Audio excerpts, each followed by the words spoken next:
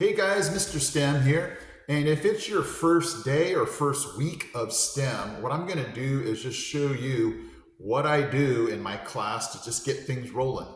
So first of all, I'm going to show my students an introduction video to the class and let them know what STEM stands for and what does that mean in the classroom. So we know it's science, technology, engineering, and math.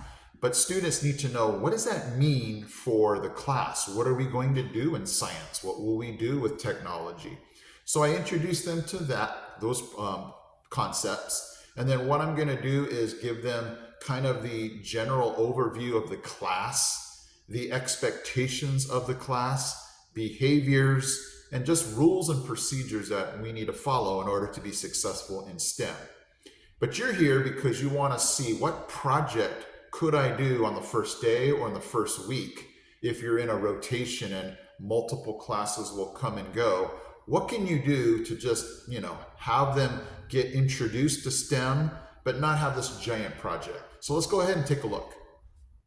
Okay, so basically what I have in my room is 6 tables with 4 students at each table. And I have 6 crates. Oh, let me go ahead and show you the tables. And so what I did was I just have a bag, a Ziploc bag of 6 bricks in each bag. And what I have them do is I first start them off with the tricky tower. The tricky tower is just getting them familiar with the Lego bricks. And what they're going to do is they're going to build a 6 brick tower. And you might say, well, Mr. STEM, that has nothing to do with science, technology, engineering, and math, but it has to do with just the engineering part of having them build, having them fail, having them realize, oh, okay, I need to build this a little better. I need to, persevere a little longer to try to get this done. And then I move them on. And this would be for my 3rd, 4th, and 5th graders. And then I move them on to having them try to build that tricky tower with their opposite hand. So if they're a right-hander, trying to build that same tower with their left hand. And then I have them try to build that same tower with their 2 fingers, like a peace sign. And that's when it really starts to become interesting. You start to begin to see if the students are going to find that challenging or some going to give up. And so that's the introduction to the 6 bricks. Okay, so once the students are done with the 6 bricks and their tricky tower, I then move them on to a group project where they'll put their 6 bricks, and if there's 4 students, they get to work out a little math and figure out how many bricks do we have total at our table.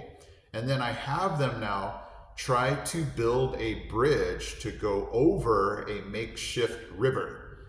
I just cut up strips of blue paper and see if they can work together as a team to build a bridge that goes over the river. They can't have any bricks that are in the river. It has to go over.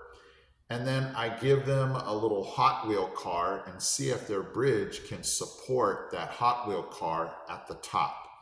And then if they get really good, then I give them extra rivers. And so the river becomes wider and see if they can now figure out, okay, how do we get this bridge to be wider and still be able to support the car? And so it's just a neat first day to see how the students will react to challenges, react to failures, and see how they might, come through that. And that's where I get to encourage them and say, don't give up. If you fail, just figure out another way to be successful.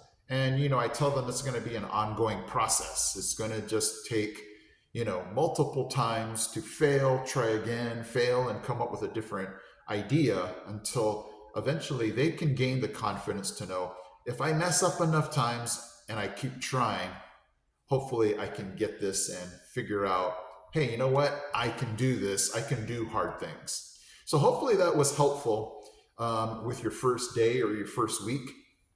If you check the description, I've also shared with you my Google slide presentation. Obviously, it's, you're going to have to alter it and change it for your personal style, but it's just kind of my backbone of what I go through on the first day. And, I tell them I don't like the first day because I do so much talking, but they need to know what the steps are of the room, the expectations, so that every time they come to your class, they can just become more familiar with how things go in your class.